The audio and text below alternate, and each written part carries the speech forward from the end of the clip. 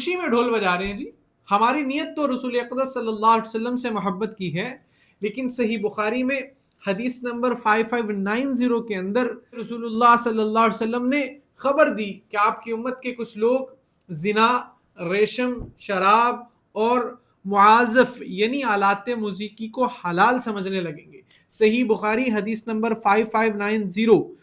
اسی حدیث کی بنیاد پر علماء کی ایک بڑی جماعت آلات موسیقی کو ناجائز سمجھتی ہے.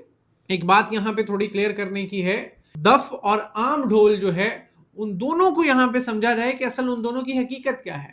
بعض صحیح روایت میں عید اور خوشی کے موقع پر مخصوص مواقعوں پر دف کی محدود سی اجازت ملتی ہے، یعنی ایسا وہ کہ جو ایک طرف سے کھلا اور ایک طرف سے وہ بجانے کے لیے ہو.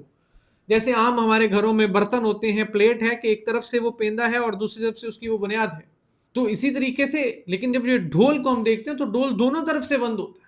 وہ دف جو ہے اس کی تو اجازت ملتی ہے اس سے، لیکن اس سے یہ نتیجہ نہیں نکالنا چاہیے کہ میلاد کے جوس میں مرد ڈھول بجائیں تو یہ بھی سنت ہے یا جائز دینی عمل ہے.